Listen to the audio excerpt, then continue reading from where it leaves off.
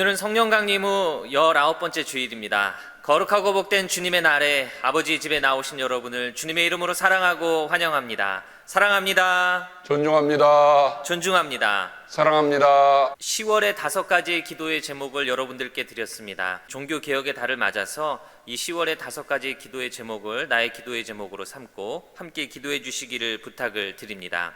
몽골 유르교회 2021년 1년 운영비와 나란바트르 목사님의 사역비 총 4,800불을 UMC 세계 선교부를 통하여서 전달하였습니다.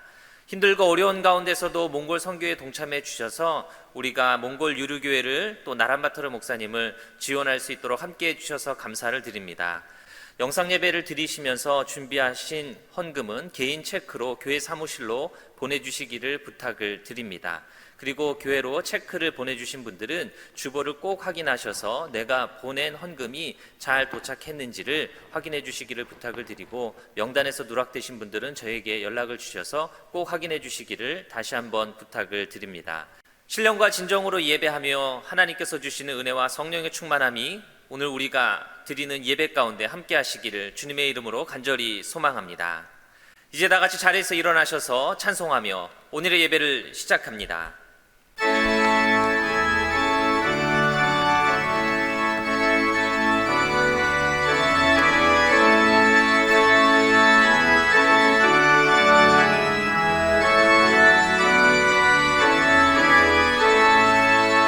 성도여 다 함께 할렐루야 아멘. 주 찬양하여라 할렐루야 아멘. 주 보좌 앞에서 택하신 이내를 다 찬송하여라 할렐루야 아멘. 만물을 열어라 할렐루야 아멘. 온 하늘 울려라 할렐루야 아멘.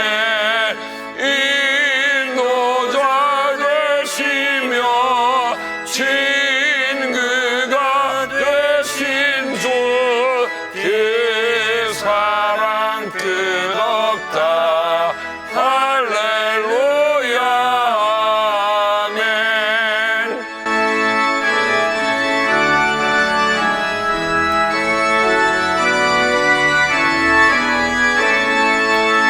주 찬양하여라 할렐루야 아멘. 찬양은 끝없다 할렐루야 아멘. 거룩한 집에서 좋은 종길이며 늘 찬송 부르자 할렐루야 아멘. 주님은 나의 목자시니 내게 부족함 없어라. 나를 푸른 풀밭에 누이시며 쉴 만한 물가로 인도하신다. 나에게 다시 새 힘을 주시고 당신의 이름을 위하여 바른 길로 나를 인도하신다. 내가 비록 죽음의 그늘 골짜기로 다닐지라도 주님께서 나와 함께 계시고 주님의 막대기와 지팡이로 나를 보살펴 주시니 내게는 두려움이 없습니다. 내 원수들이 보는 앞에서 내게 잔치상을 차려주시고 내 머리에 기름 부어주시니 내 잔이 넘칩니다. 주님의 선하심과 인자하심이 내가 사는 날 동안 나를 따르리니 나는 주님의 집으로 돌아가 영원히 그곳에서 살겠습니다. 아멘. 사도신경으로 우리의 신앙을 고백합니다. 전능하사 전하사 천지를 만드신 하나님 아버지를 내가 믿사오며 그 외아들 우리 주 예수 그리스도를 믿사오니 이는 성령으로 잉태하사 동정녀 마리아에게 나시고 본디오 빌라도에게 고난을 받으사 십자가에 못 박혀 죽으시고 장사한 지 사흘 만에 죽은 자 가운데서 다시 살아나시며 하늘에 오르사 전능하신 하나님 우편에 앉아 계시다가 저리로서 산자와 죽은 자를 심판하러 오시리라. 성령을 믿사오며 거룩한 공예와 성도가 서로 교통하는 것과 죄를 사하여 주시는 것과 몸이 다시 사는 것과 영원히 사는 것을 믿사옵나이다. 아멘.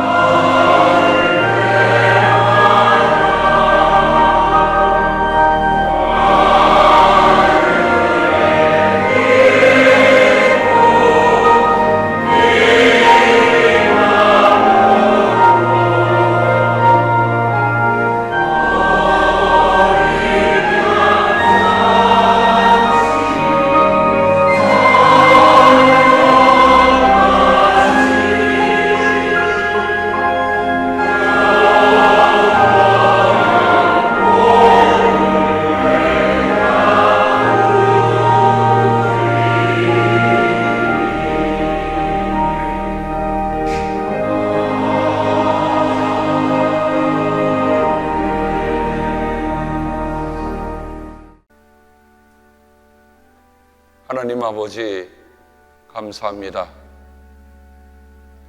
계절의 가을이 다가오고 있습니다. 가을은 수확의 계절이기도 하지만 그간 지내왔던 모든 파란 잎들을 떨궈내고 이제 다른 색으로 갈아입는 때이기도 합니다. 인생의 사계절도 이와 같음을 주님 앞에 고백합니다. 우리가 가을에 설 때에 정말 주님 앞에 추수할 것이 무엇이 있는지 돌아보게 하시고 우리가 갈아입어야 할 주님의 옷을 제가 제대로 입고 있는지 돌아보는 시간 되게 함께하여 주시옵소서. 주님의 은혜를 따라 주님의 성만찬을 받고자 주의 상 앞에 섰습니다. 살아온 것이 기적이고 살고 있는 것이 기적이며 살아갈 것이 기적인 것을 주님 앞에 아릅니다. 때때로 세상이 탁할지라도 그곳에 눈을 두지 않게 하시고 오로지 주님 바라보며 힘을 얻는 저희들 되게 도와주시고 주의 성찬을 받을 때 주님이 처음 베푸시던 그 사랑과 은혜가 우리들 모두에게도 성령을 통해 기억나게 하여 주시옵소서. 예수님의 이름으로 감사하며 기도합니다. 아멘.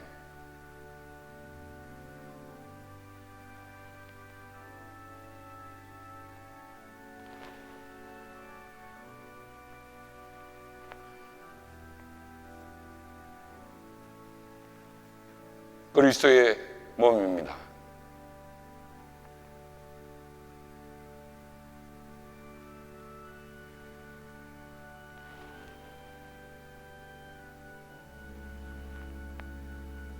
그리스도의 보혈입니다. 함께 주님의 기도로 기도합니다. 하늘에 계신 우리 아버지, 이름이 거룩히 여김을 받으시오며 나라가 임하옵시며 뜻이 하늘에서 이룬 것 같이 땅에서도 이루어지이다. 오늘 우리에게 일용할 양식을 주옵시고 우리가 우리에게 죄진 자를 사하여 준 것 같이 우리의 죄를 사하여 주옵시고 우리를 시험에 들지 말게 하옵시며 다만 악에서 구하옵소서. 나라와 권세와 영광이 아버지께 영원히 있사옵나이다. 아멘.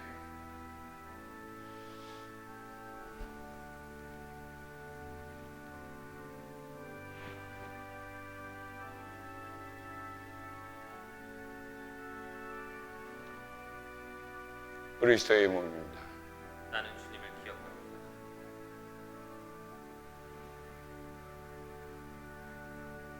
나는 주님의 용서를 기억합니다.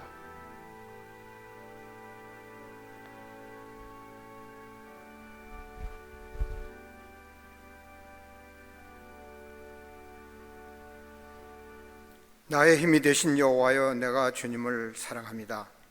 나는 부활이 부활이요 생명이니 나를 믿는 자는 영원히 죽지 않으며 살아서 믿는 자는 영원히 살 것이라는 믿음으로 살게 하옵소서. 살아온 것도 기적이요 살아갈 것도 기적임을 알게 하옵소서. 기도하는 마음 주시고 기도하지 않는 실수를 하지 않게 하소서. 그리스도를 본받아 나에게는 그리스도가 전부라고 고백할 수 있는 성도가 되기를 기도합니다. 내가 비록 죽음의 그늘 골짜기에 다닐지라도 그리스도가 전부라고 고백하고 의심을 저버리고 믿음에 빠져 굳건한 반석 위에 세운다는 것임을 알게 하옵소서. 하나님께 영광 오직 예수 성령님에게 부르짖는 기도는 하늘의 씨앗이 되어 역사의 생명을 이어갈 것입니다. 성도님들, 코로나19 바이러스로 인해 힘든 이 시간 주님이 우리와 함께 하신다는 확신과 의존하면서 기도와 찬양 그리고 경배함으로 이 힘든 시간을 이겨나갈 수 있게 기도합니다. 온 세상이 다 아는 코비드 바이러스로 인해 지난 7, 8개월 뵙지 못한 우리 귀한 성도님들 얼굴을 뵙기를 청합니다. 그리고 이렇게 기도합니다. 이제는 주님 전에 나와 말씀을 들으실 시간이 온 것 같군요. 보고 싶군요. 아름다운 성도님들의 모습, 서로의 연결은 교회이고 우리 교회임을 알게 하옵소서. 내 안에 주님이 자르지 않으면 죽은 것임을 알게 하옵소서. 함께 세워지는 우리 교회 되기를 기도합니다. 이 세상에 빛으로 오신 주님, 이것이 나의 찬송과 나의 고백이 되기를 기도합니다. 그리스도가 없는 평화는 평화가 없다는 것을 알게 하옵고 세상이 줄 수 없는 은혜와 평화를 알게 하옵소서. 헌신, 순종, 섬김 그리고 사랑하는 마음 주시옵소서. 내가 매일 주님 그늘 아래서 선한 삶 다 싸고 달려갈 길 마치고 믿음으로 주님 앞에 가게 하옵소서. 믿음이 강이 되고 불이 되는 어머니의 생명의 기도, 소망, 믿음, 헌신 그리고 사랑을 전할 수 있게 하옵소서. 세상의 주인공은 주 예수를 믿는 것임을 알게 하옵소서.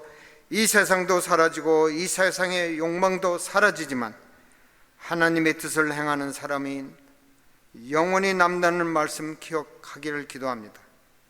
너희는 세상의 빛이라. 소금은 녹아야 제맛을 낸다. 빛은 보여야 한다. 우리에게 주님이 있기에 빛이라고 맑은 밝은 마음들이 가득하여 세상의 어둠을 밝히는 우리 성도님들이 되기를 기도합니다. 위대한 승자는 새벽을 깨우고 패자는 새벽을 기다린다 합니다. 주님이 지켜주시지 않으면 허물어짐을 알게 하옵소서. 사랑하는 자는 지켜주시고 사랑하기에 지킴을 알게 하옵소서. 세상에서 가장 아름다운 얼굴은 희생과 헌신 그리고 섬김이 있는 얼굴입니다. 옆에 계실 때, 기회 주실 때 진심으로 사랑하기를 기도합니다. 우리는 그리스도의 상속자임을 알게 하옵시고 주님의 말씀을 보고 들은 것을 세상에 전하는 성도가 되기를 기도합니다. 하늘 아래 예수 이름밖에는 구원받을 수 없다는 것을 전하고 알게 하옵소서. 주의 중고들로 내가 영원히 나의 기업을 삼았사오니 주님 끝까지 붙들어 주시옵소서. 살고 있는 것이 은혜임을 알게 하옵시고 살고 가야 할 길 또한 은혜임을 알게 하옵고 주님이 나를 돌보아 주심을 알고 끝까지 믿고 의지하며 살기를 기도합니다. 조국을 생각할 때 가슴이 저려옵니다. 점점 공산화되어가는 우리 대한민국, 2시간이면 북녘에 갈 수 있는 고향을 70년이 되어도 갈 수 없는 조국 대한민국 현 시대 안타깝습니다. 현 위정자들이 주님을 두려워하는 자들이 되게 하옵고 무릎 꿇고 통에 자복하는 시간이 오기를 기도합니다. 그리고 현 위정자들이 공산주의 사상을 기독교의 사랑의 사상으로 변화되기를 기도합니다. 기독교의 자유정신으로 독립해야 미국과 영국 같은 선진국이 동등한 나라가 될 수 있다는 이승만 대통령의 어록이 기억납니다. 조국 대한민국을 사랑하신 고우심 이승만 대통령, 그리고 박정희 대통령 경제 발전을 상기하는 조국의 발전 역사를 알기를 기도합니다. 담임 목사님을 위해 기도합니다. 할 일이 많은 저희 담임 목사님입니다. 안철하여 주시옵소서. 조국 대한민국 그 누구보다도 사랑하시는 임 목사님, 성령의 두루마기로 감싸주시고 건강 지켜주시옵소서. 주의 말씀은 내 발의 등이요 내 길의 비침을 알게 하옵고, 이 모든 말씀을 우리를 구원하신 주 예수님 이름으로 기도드립니다. 아멘.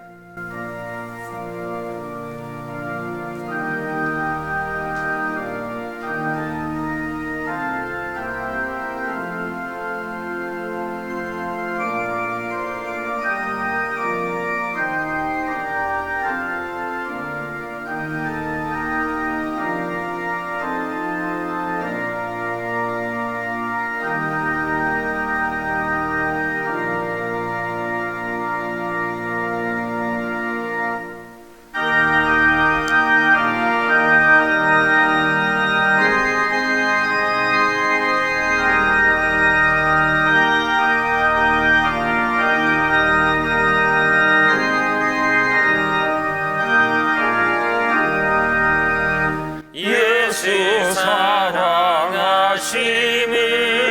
성령에서 배웠네. 우리들은 약하나 예수 원세 많도다. 날 사랑하심, 날 사랑하심, 날 사랑하신 성경에 쓰였네. 나를 사랑하시고 나의 죄를 다시소.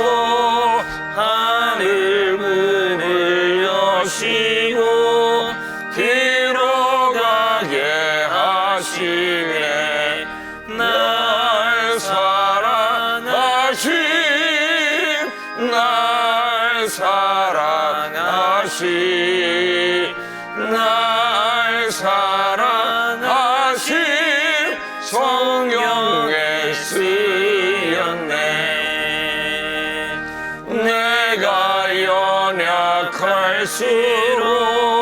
더욱 귀히 여기사 높은 보좌 위에서 낮은 나를 보시네. 날 사랑하신, 날 사랑하신, 날 사랑하신 성령에 쓰였네.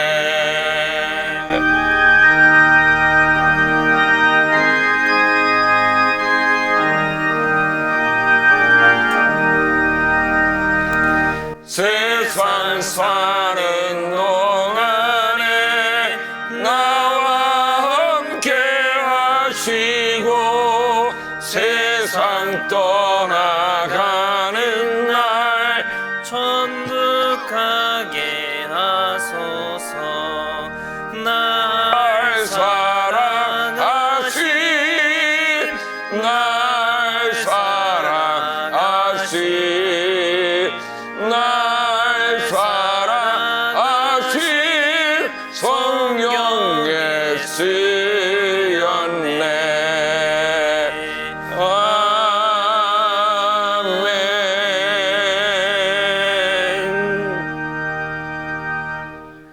오늘 우리에게 주시는 하나님의 귀한 말씀은 베드로후서 1장 10절의 말씀입니다.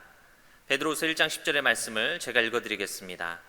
그러므로 형제자매 여러분, 더욱더 힘써서 여러분이 부르심을 받은 것과 택하심을 받은 것을 굳게 하십시오.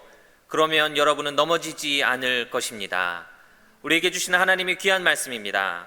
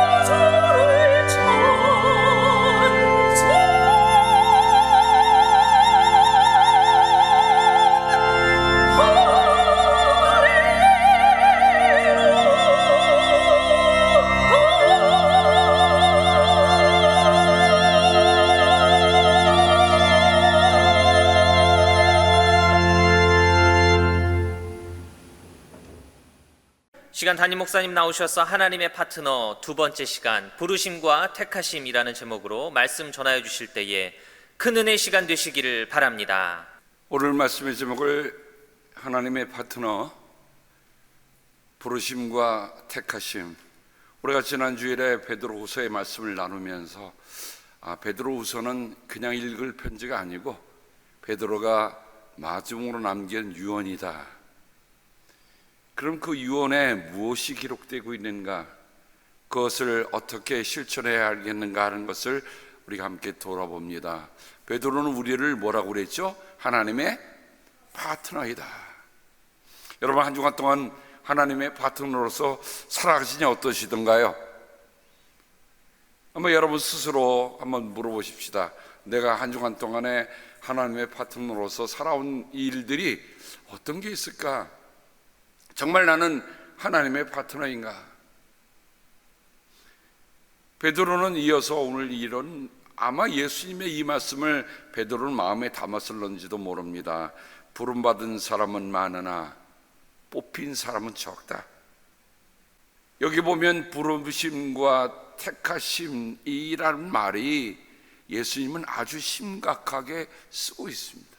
저는 오늘 말씀을 시작하면서 여러분에게 1859년에 작시가 되고 작곡이 되고 1890년에 처음으로 한글로 번역된 찬송가를 여러분에게 먼저 소개합니다.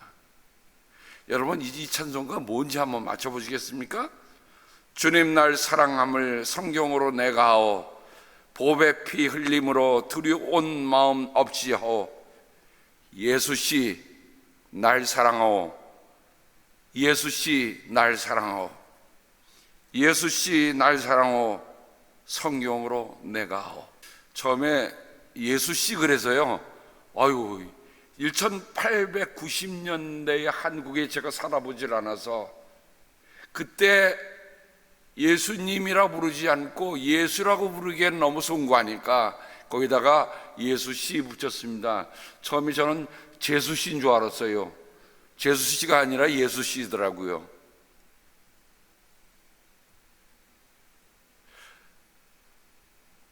어찌 보면 좀 어설픈 것 같으면서도 제가 4절까지 다 읽지 않지만은 그것을 번역했던 분이 어떤 분일까 찾아봤습니다.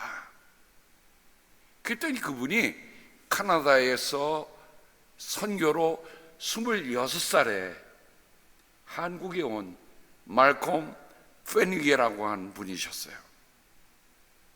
이 말콤 페니게라는 분은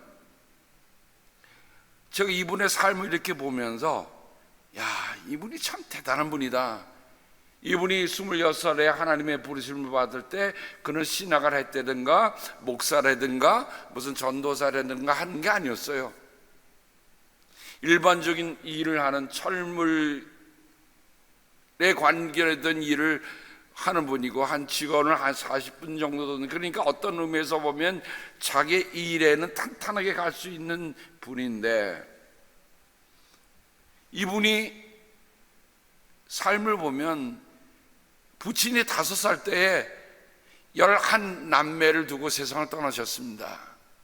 그래서 홀 어머니가 신앙으로 그들을 키우는데 어느 날 그 어머니가 큰 사고로 병들게 됐어요. 근데 그 큰 사고를 당한 어머니가 어쩌면 그 아들의 내일을 내다보는 것과 같은 얘기를 하십니다. 아들아, 내가 예수님께 마음을 드린다면 너를 아무리 멀리 보내도 상관하지 않는다. 지금 아들이 내 곁에 있는데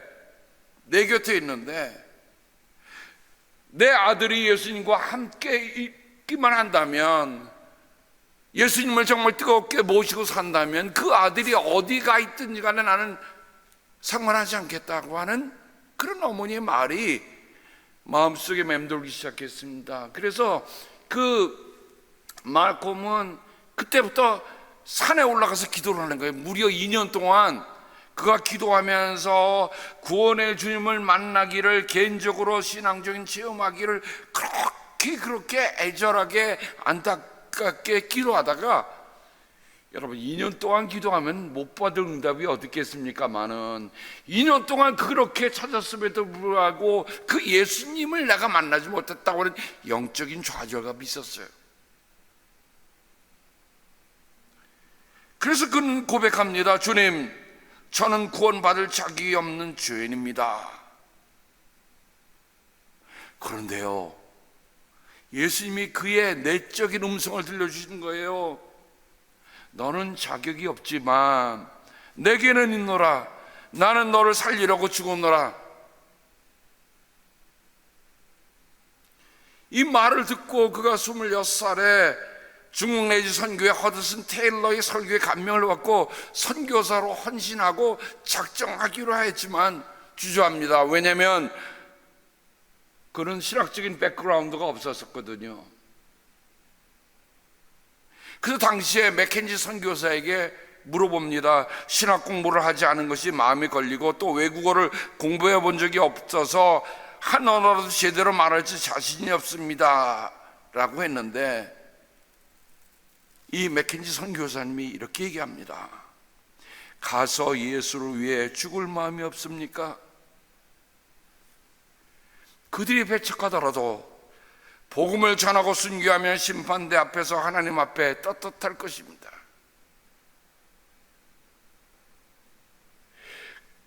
그렇게 말은 들었지만 아직까지도 마음이 열리질 않는 거예요. 그러던 어느 날 라프트 월드 선교사님이라는 분이 간증을 하는데 이런 말씀을 하는 겁니다. 여러분이 사막에서 물이 없어 죽어가는 사람에게 화려한 유리주전자에 물을 담아 화려한 유리잔에 따라주면 감사하게 마실 것입니다.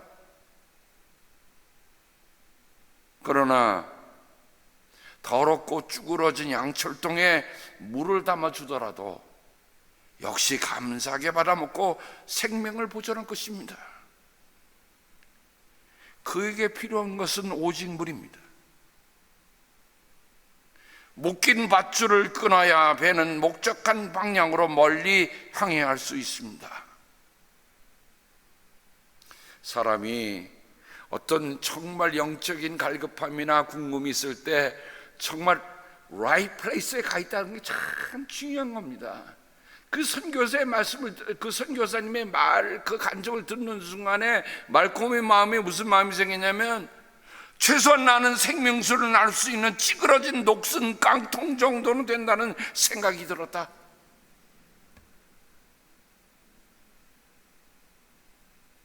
여러분, 지금 당장 목이 말라 죽어가는 사람에게 이거 유리잔이다, 이것은 뭐 도자기다, 이것은 본차이나다 하는 그릇이 중요하겠습니까? 아니면 앉아 찌그러진 깡통이라 할지라도 거기에 물을 담아서, 정말 깡통이 없다면 내 도수라도 물을 담아서 그에게 준다고 한다면,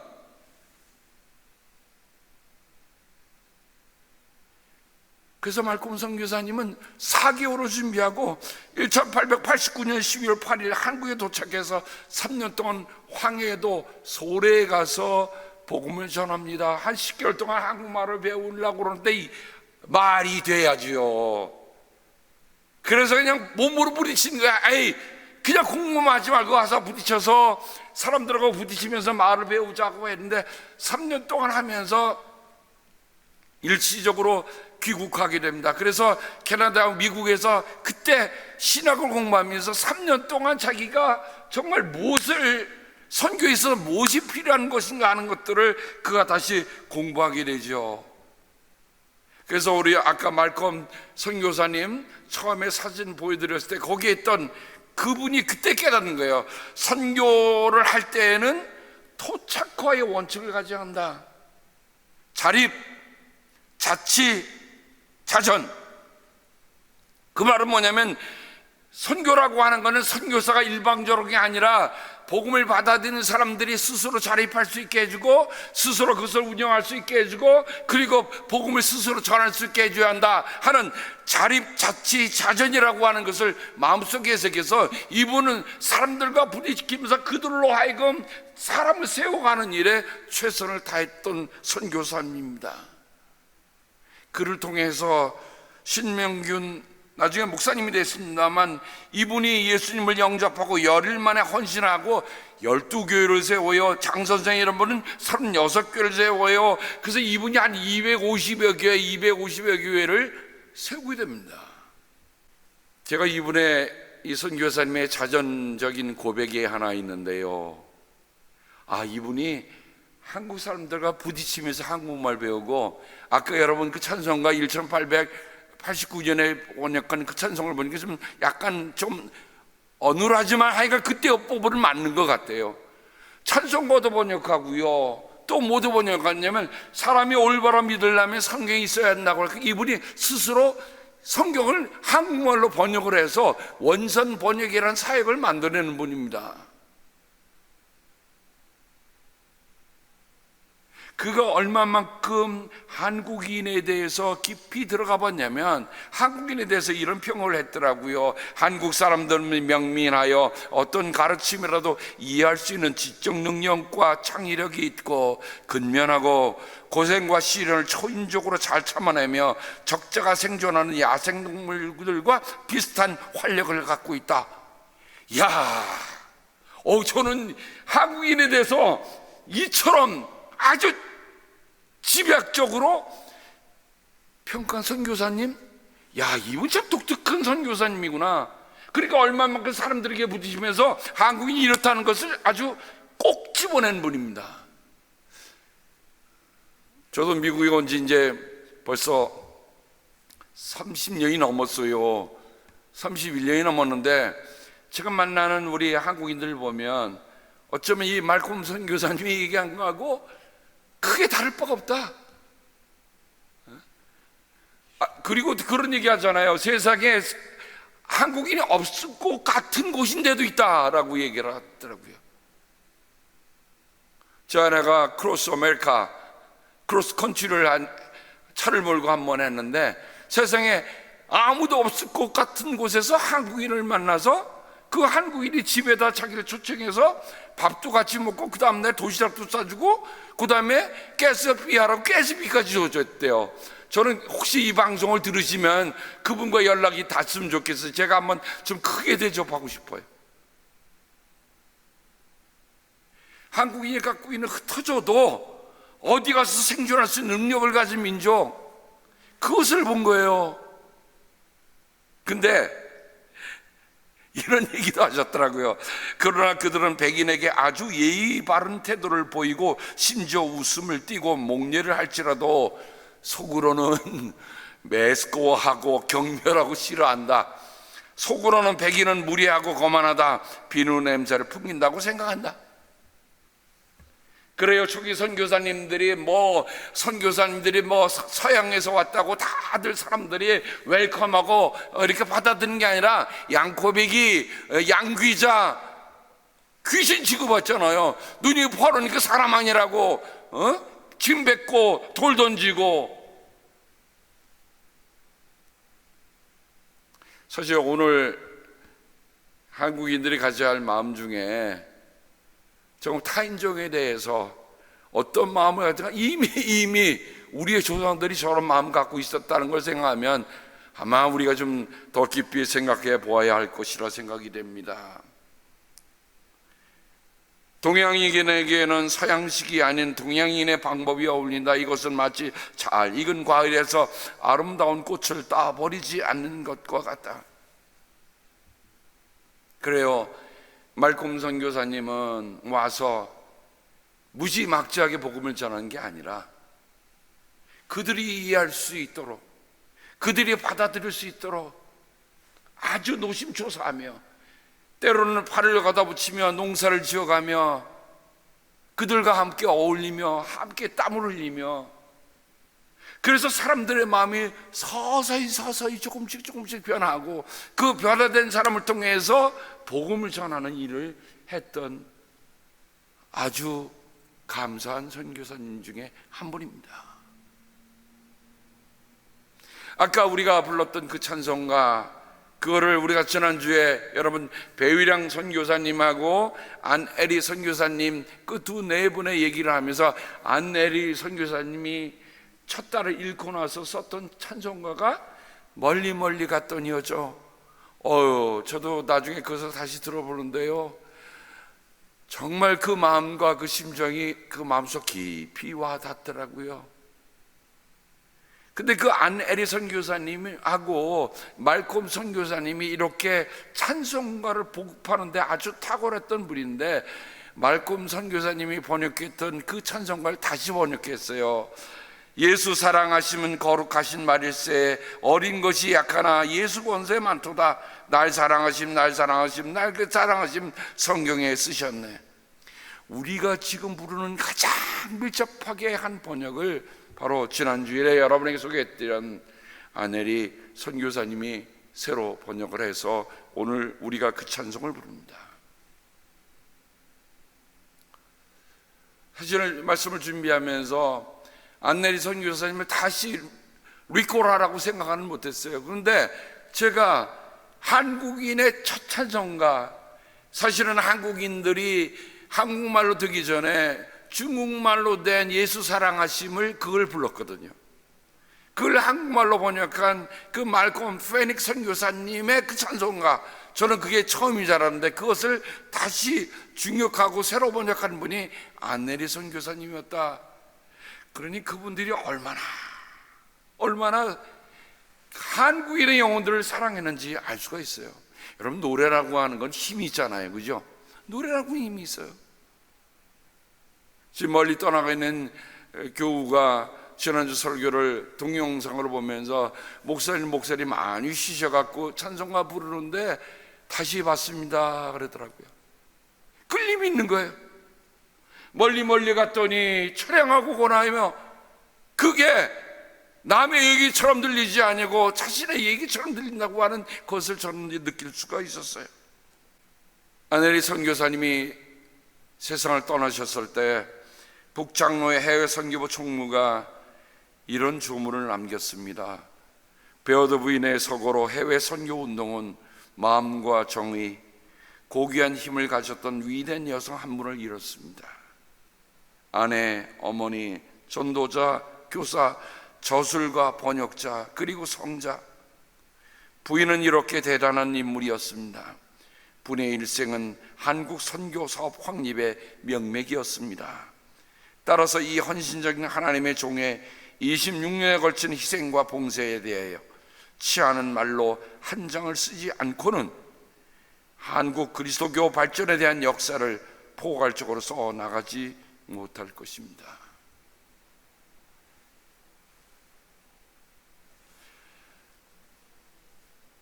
말콤 선교사님과 거의 흡사한 일이 베드로에게 일어났습니다. 어느 날이었습니다. 밤새도록 허탕을 친 시몬이 그물을 거둬들이고 다 씻고 이제는 집으로 가려고 하는데, 한 30살쯤 넘은 건장한 분이 자네 배를 좀 타게 해주겠나? 사람들이 인산인해로 몰려오니까 이분은 어디서 얘기할 만한 곳이 없었어요. 그래서 약간 배를 따서 호수에서 말씀을 전하는데, 그 배에 누가 타고 있겠습니까? 시몬이 탔잖아요. 근데 그분이 말씀을 할 때 뭔가 영적인 파장이 베드로에게 임한 게 틀림이 없습니다. 배를 빌려 탔은 그 예수라고 하시는 분이 이렇게 말씀하시는 겁니다. 깊은 데로 나가 그물을 내려서 고기를 잡아라. 선생님, 우리가 밤새도록 애를 썼으나 아무것도 잡지 못했습니다. 그러나 선생님의 말씀을 따라 그물을 내리겠습니다. 그물을 내릴 때 어떤 마음으로 던졌는지는 성경은 기록하고 있지 않습니다. 근데 그물을 던진 후에 그물을 당기는 시몬은 갑자기 머리끝부터 발끝까지 소름이 쫙 끼친 걸 느꼈어요. 그 호수에서 지금까지 그물을 던지며 고기를 잡아왔던 그 시몬은 그날은 그 그물에 건지는 손길에 다른 느낌이 오는 걸 느끼는 거예요. 이상하다. 아니, 돌이 걸렸나? 왜 이렇게 무거워? 나 혼자 거둘 수가 없네. 근데 조금 걷어오는데 그 안에 발딱발딱거리는 고기를 보니까 이거 웬일입니까? 고기가 가득 들어있는 거예요. 그물이 찢어질 지경이 된 거예요.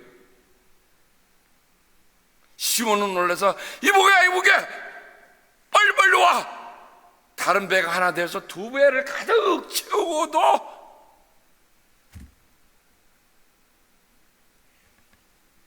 여러분, 우리의 일생 속에 내가 여태까지 해오던 일이었는데 그 해오던 일을 넘어선 일이 우리 삶에 만약에 다가온다면 여러분은 어떻게 느끼시겠습니까? 저는 말씀을 다시 한번 시몬의 입장에서 다시 읽어봤어요.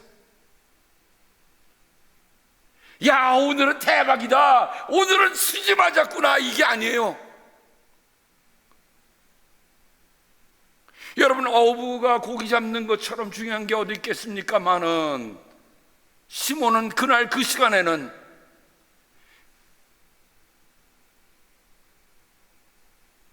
더 이상 그물을 내 고기에 연연하지 않고 그냥 예수님 앞에 무릎 꿇고 엎드려서 주님, 나에게서 떠나주십시오. 나는 죄인입니다.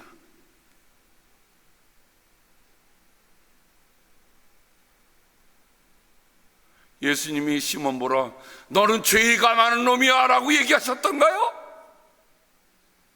너 회개하라 라고 말씀하셨던가요? 아니에요. 주님, 나에게서 떠나주십시오. 나는 죄인입니다. 말콤 페닉 이 주님의 부르심 받고 나는 죄인입니다, 나는 감당 못합니다 라고 얘기했을 때 너는 못하지만 나는 할 수 있다 라고 예수님의 음성을 들었던 것 같은 일이 실은 베드로에게, 시몬에게 일어난 일입니다.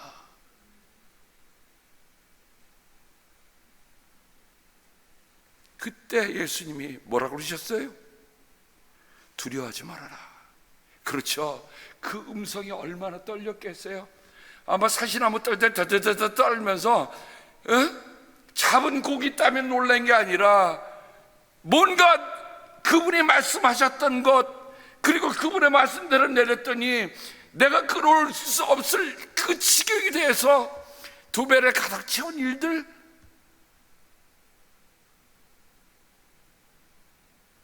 길을 걸어가다가 벼락 맞은 기분이 아니겠습니까, 여러분?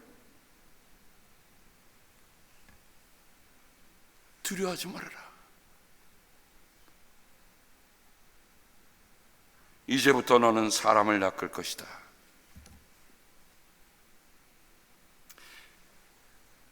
우리 박장로님도 기도해 주셨지만 나라를 위해서 헌신하셨다가 또 미국에 와서 오랫동안 교직하시다가 은퇴하시고도 여전히 나라를 위해서 기도하시잖아요. 근데 베드로가, 시몬이 뭘 들었어요? 이제는 사람 낚는 어부가 되게 하겠다. 그 일생을 일깨우는 부르심, 그의 살아온 삶을 화들짝 깨우는 부르심,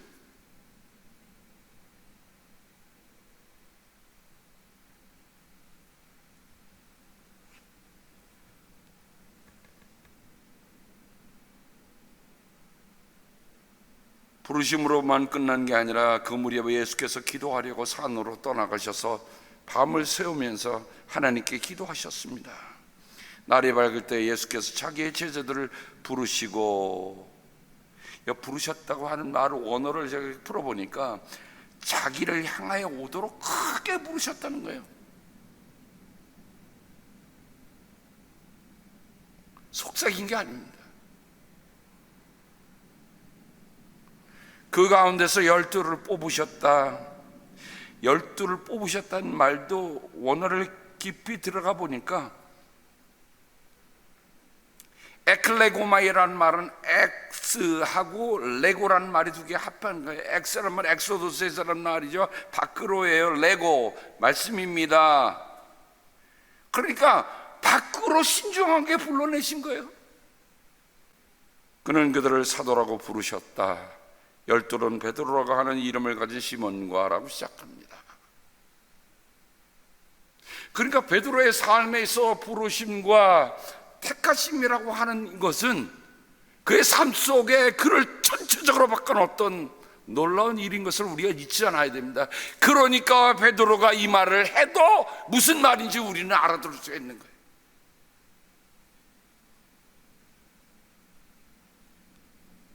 그가 예수님의 파트너로 살다가 남긴 유언입니다. 그러므로 형제자매 여러분, 더욱더 힘써서 더 확실히 여러분이 부르심을 받은 것과 택하심을 받은 것을 굳게 하십시오. 그러면 여러분은 절대로 언제든지 넘어지지, 빗나가지, 실족하지 않을 것입니다.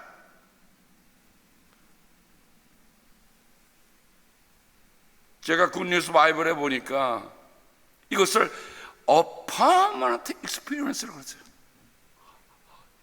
야,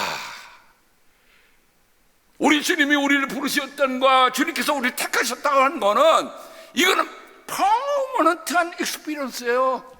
세상에 어떤 거로 닦아도 지워질 수 없고 지워도 지워질 수 없는 항구적인 체험, 영속적인 체험. 우리 모두가 예수님께 부르심을 받았다고 한다면 그것은 permanent experience를 아실 주님의 이름으로 당부합니다. 주님의 부르심을 한 번 불렀다가 바람 불면 꺼지는 그런 부름이 아니야. 어떤 폭풍 속에서도 꺼지지 않는, 어떤 고난 속에서도 식지 아니하는 그런 항구적인 체험, 그것이 주님의 부르심이요 주님의 택하심이다. 어우, If you do so, 당신이 만약 그렇다고 한다면 You will never abandon your faith.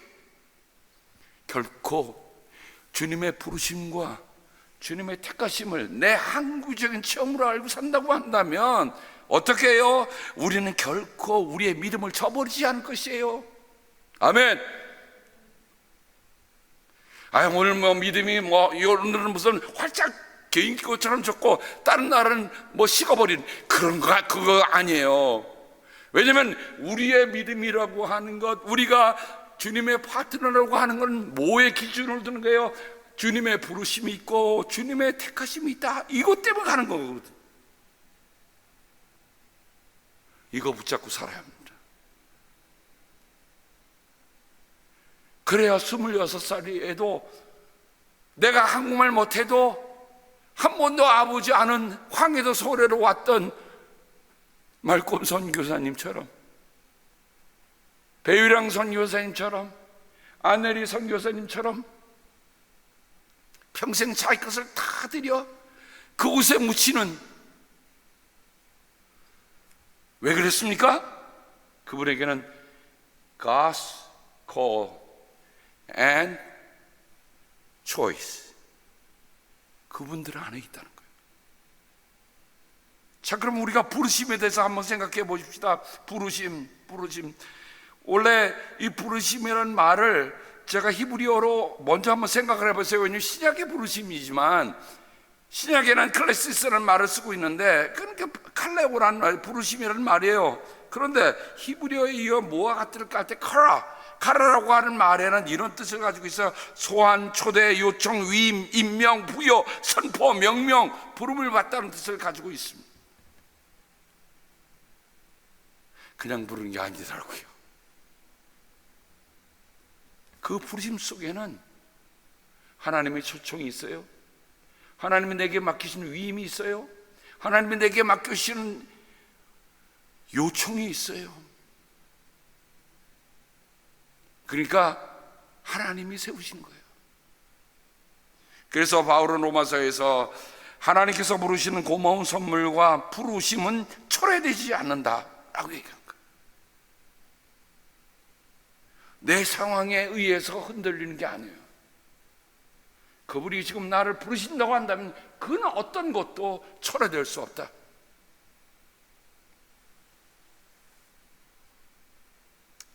부르심에 관해서 성경을 묵상하면서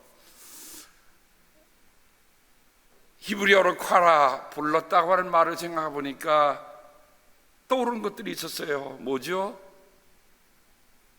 너를 이렇게 부르리라. 너는 아브라함이라 부르지 말고 아브라함이라 부르지 말고 아브라함이라고 부르라. 사라라고 부르지 말고 사라라고 하라. 아들을 낳으니 그 이름을 이삭이라고 하여라. 다 이름과 관련된 부름이니까 뭡니까? 그 부름은 그냥 아무나 아무렇게나 부르는 게 아니에요. 지금 나를 아시는 분이 나를 부르신다는 거예요.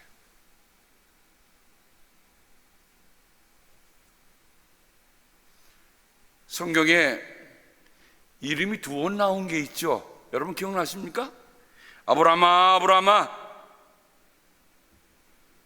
야곱아 야곱아, 모세야 모세야, 사무엘아 사무엘아, 시몬아 시몬아, 마르다야 마르다야, 사울아 사울아.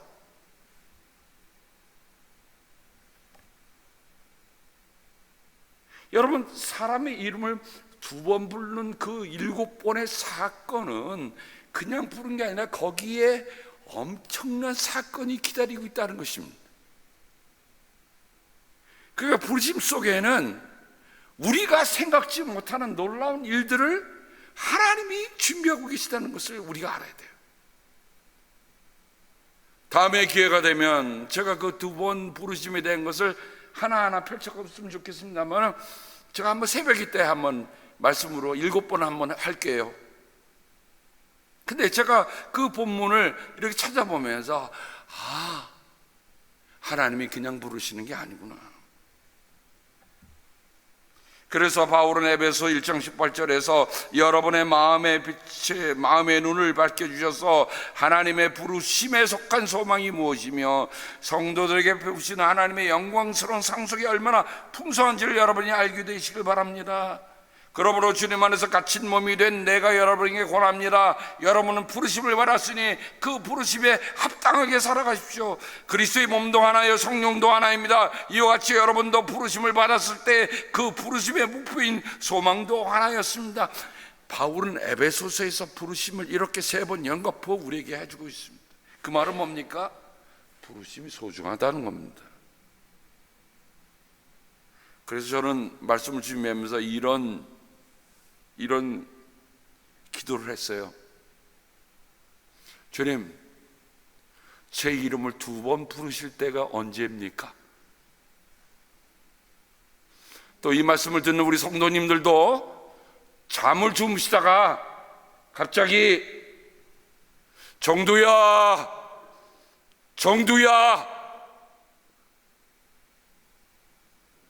라고 들으시는 그런 은혜가 있기를 바랍니다.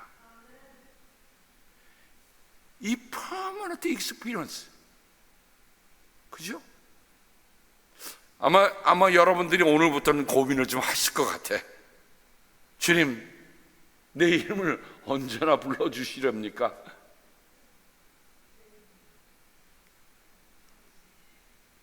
바울은 빌립보서 3장 14절에서 그리스도 예수 안에서 하나님께서 위로부터 부르신 그 부르심의 상을 받으려고 목표점을 바라보고 달려가고 있습니다. 그것은 우리가 언제나 여러분을 위하여 기도하는데 우리 하나님께서 여러분을 그의 부르심에 합당한 사람이 되게 하시는 겁니다. 하나님께서 우리를 구원해 주시고 거룩한 부르심으로 불러주셨습니다. 그것은 우리의 행실을 따라하는 것이 아니라 하나님의 계획과 은혜를 따라한 것입니다.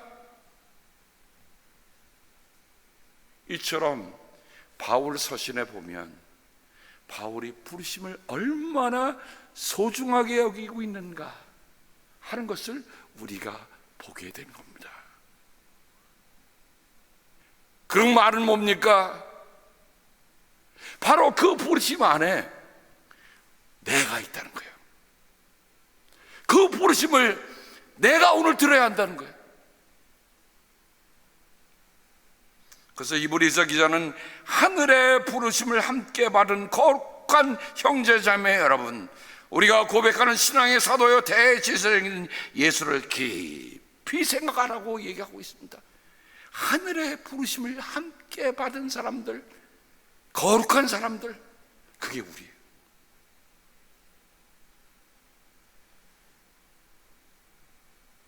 이제는 택하심으로 우리가 생각해 보겠습니다. 택하심의 에크레토스라고 하는 헬라어는 선택된, 특별히 사랑하는, 탁월한, 뛰어난 뜻을 가지고 있어요. 그러니까 여러분 물건도 고를 때 그냥 아무나 고릅니까? 값이 나갈수록 여러분은 어떡합니까? 더 신중하죠. 가끔가다 우리 박 장로님이 저한테 공을 이렇게 집어주실 때가 있어요. 그러면서 목사님 이 공은 특별한 공입니다 그래요. 저는 사실 특별한 공인지 아닌지 모르거든요. 근데 나중에 알고 보니까 그거 공 하나에 세상에 몇 달러짜리 하는 거더라고요. 그래서 그거 못 치고 집에 이렇게 모셔놨더니 어느 분이 그러더라고요. 1년 동안 공을 안 치면 그 공은 그 값어치를 잃어버린다. 그래서 좋은 공일수록 지금 써야 한다. 저는 그때 번뜩 생각난 게 있어요. 아유, 나는 아껴두고 나중에 무슨 장학금 기금대회 때나 나가 쓰려고 했는데 1년 지나면 그 공이 탄력을 잃어버린다는 거예요. 거기에 깨달은 게 있었어요. 하나님이 지금 내게 허락하신 건 가장 좋은 거야. 지금 쓰지 않냐면 뭐가 돼? 무용지물이 된다. 아멘. 그 무용지물이 된다니까 좀 겁나서 아멘 안 하시는 것 같아. 하나님이 내게 주신 건 가장 좋은 거예요. 지금 써야 돼. 지금 써야 돼. 그러니까 우리가 하나님의 택함을 받았다고 하는 거는 하나님이 뭐라고 하세요? 너는 특별히 지금 사랑받는, 너는 좀 탁월하고 뛰어난 지금 아주 소중한 존재야라고 하는 말입니다. 그런데 왜 우리가 안 씁니까? 하나님이 소중하다고 여기시는데, 하나님께서 귀하다고 말씀하시는데. 근데 히브리어에 상하는 말이 뭘까라고 쳐다보니까, 글쎄 다른 분들은 어떻게 생각할지 몰라도 저는 계속 요즘 원문 대조에서 보니까 이 바카라라고 한 말하고 같이 좀 대응될 수 있는 말이에요. 근데 이 바카라는 말은 연단하고 시험하고 조사하고 입증해서 선택하고 고르고 사랑하고 좋아하고 바란다는 뜻을 가지고 있어요. 세상에 좋은 말은 다 갖다 붙여놨네. 그러니까 이건 뭐예요? 여러분 좋은 것이라고 할 때는 그냥 놔두는 게 아니라 여러분 다 테스트를 해보고 다 조사해보고 고르고 골라서 그러니까 어떻게 해요? 좋은 거니까 사랑하고 좋아한다는 거죠.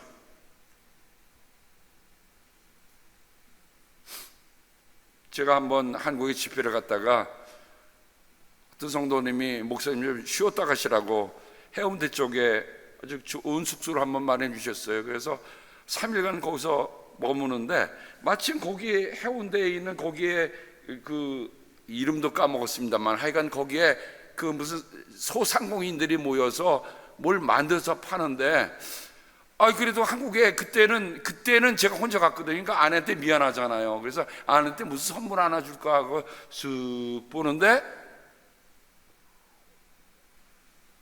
보니까 진주로요. 진주인데 동글동글한 진주가 아니라 약간 형태를 좀 변형시킨 진주더라고요. 근데 값을 물어봤더니 만만치가 않아. 근데 제가 또 이게 호기심이 발동했습니다. 왜냐면 이왕 살 거에는 내가 볼 때는 이건 참 탁월하게 잘 만드셨는데 조금 더 좀 특징 있는 거 없습니까? 그랬더니 이분이 그런 거예요. 자기 공방으로 가시죠 그러더라고요. 공방이 어디입니까? 여기서 택시 타면 기본 요금 오실 때입니다. 그래서 주소를 주는 거예요. 그래서 제가 그날 그 공방으로 찾아갔어요. 조그만 그 방에 세상에 이분이 은 이런 거 구려서 만드는 공예가예요. 공예가. 근데 딱딱딱 보다가 딱 하나를 골랐어요. 제 마음에 들지 않으면 그 비싼 값을 치르지 않죠. 값을 물어보지 마시기 바랍니다. 그래갖고 그걸 딱 사갖고 와서 딱 제가 아내한테 선물로 딱 줬어요. 근데 감사하게도 아내가 그것을 찰 때마다 이게 세상에서 가장 좋은 거야 라고 차는 거예요. 하나님의 마음이 그런 마음 아니겠는가? 그렇죠? 하나님이 나를 어떻게 해요? 넌 정말 세상에서 가장 소중한 사람이야 라고 했는데, 특별한 존재야, 내가 고른 사람이야, 내가 선택했어 라고 했는데, 만약 받아들인 사람이 에이 하나님 뭐요, 뭐 내가 뭐 그럴 자격이 있나요? 이렇게 얘기하지 마세요. 그러면 찌질이가 되는 거야. 하나님, 그래요, 하나님이 나를 그렇게 해주셔서 고맙습니다. 하나님의 선택에 감사하고 하는 거예요. 신명기 14장 2절에 보면 당신들은 주 당신들의 하나님의 거룩한 백성들입니다. 주님께서 땅 위에 있는 많은 백성 가운데서 당신들을 선택하여 자기의 귀중한 백성으로 삼으셨습니다. 그냥 자기의 백성으로 삼으셨다고 하지 않고 귀중한 백성으로 삼으셨다고 했어요. 그러니 하나님이 내게 소중하게 여기신 것을 나도 소중하게 여길 줄은 우리들이 되기를 주님의 이름으로 축복합니다.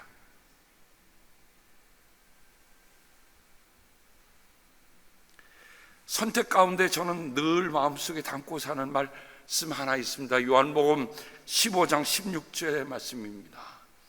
이것은 제가 선택에 관해서 잊을 수 없는 선택이다. 쉽게 얘기하면 이겁니다. 내가 주님을 선택한 것이 아니라 주님께서 나를 선택해 주신 것입니다. 너희가 나를 택한 것이 아니라 내가 너희를 택하여 세운 것이다. 그것은 너희가 가서 열매를 맺어 그 열매가 언제나 남아있게 하려는 것이다. 그리하여 너희가 내 이름으로 아버지께 구하는 것은 무엇이든지 다 받게 하려는 것이다. 오늘 우리는 하나님의 부르심과 하나님의 택하심이 내게 무엇을 의미하는가? 베드로가 그 갈릴리 호수에서 예수님을 만나고 그 예수님을 만났던 그 처음의 콜이 주님의 부르심이 permanent experience가 되고, 주님께서 나를 사도로 세우셔서 비록 그가 3번이나 부인한 실패도 있었지만은 주님의 부르심과 주님의 선택하심, 이거를 마음 두고 평생을 살았던 것입니다. 사랑하는 성도 여러분, 요즘처럼 힘든 때라 할지라도 이 우리를 한 곳으로 이끌어가는 이 체험만큼은 우리 삶에서 어떤 것도 흔들어 놓지 않도록 여러분이 살아가기를 주님의 이름으로 간곡하게 당부합니다. 하나님께서 우리 사랑하는 성도들이 하나님의 부르심과 하나님의 택하심 속에 있다고 이거 하나만 가지고도 어떻게 해요? 나는 하나님이 선택한 사람이야, 하나님이 부르신 사람이야 라는 그런 소중한 마음으로 이 삶을 정말 힘차게 살아갈 수 있는 우리를 모두가 되기를 주님의 이름으로 축복합니다. 하나님 아버지 감사합니다. 말씀을 새기고 또 새기다 보니 주님이 나를 고르셨다고 하는 것 자체가 이해될 수 없고 받아들여질 만한 것이 못 되지만, 하나님, 그냥 하나님께서 내가 너를 불렀어, 내가 너를 택했어 하는 그 말 한마디로 하나님 감사하며 일어나는 저희가 되기를 기도하고 원합니다. 고마우신 예수님의 이름으로 기도합니다. 아멘.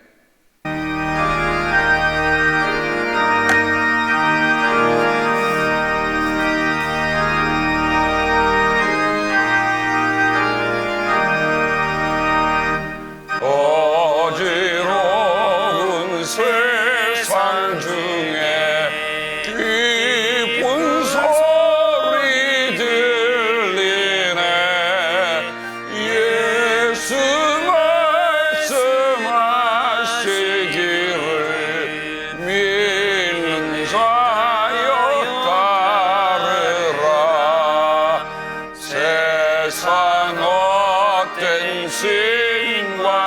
영광과 모두를 여버렸네.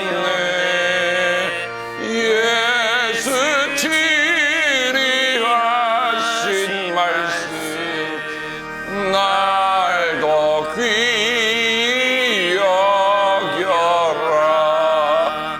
기쁜 때나 슬픈 때나 아픈 때나 힘날 때 예수 치리하신 말씀 날도 귀히 여겨라.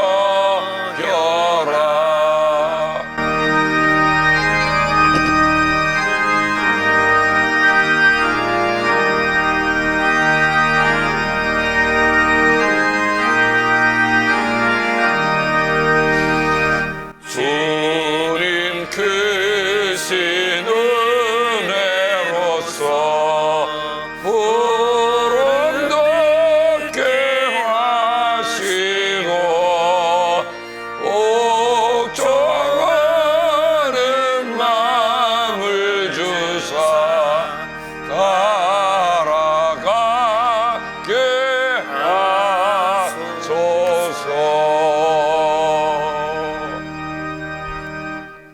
사랑의 아버지 하나님, 아무리 생각해봐도 하나님의 부르심과 택하심 속에 우리가 있다고 하는 게 얼마나 감사한지요. 이것이 우리의 영혼의 닷과 같아서 흔들리는 세상 속에서 흔들리지 않는 삶이 되도록 도와주시옵소서. 그리하여 우리가 이 세상 살면서 하나님의 부르심과 하나님의 택하심에 합당한 삶을 살도록 인도하여 주시옵소서. 주의 사랑하는 귀한 자녀들이 하나님 앞에 구별하여 드리는 예물이 있습니다. 아버지, 수많은 세상 사람 속에서 저를 불러주셔서 아버지 자녀로 택하여 주셔서 고맙습니다. 예수님만 깊이 생각하며 살아가겠습니다. 아버지 사랑합니다. 감사 찬양을 드립니다. 주님 앞에 11조를 구별하여 드립니다. 하나님께서 우리에게 가장 좋은 것 주셔서 우리 또한 하나님께 가장 좋은 것 드리는 마음으로 드리는 우리의 삶과 예물이 되게 함께하여 주옵소서. 주님께서 복을 주시고 지켜주시며 밝은 얼굴로 되시며 은혜를 베풀어 주시고 주님께서 고이 보셔서 평화 주시기를 성부와 성자와 성령의 이름 받들어 간절히 축복하며 기도합니다. 아멘.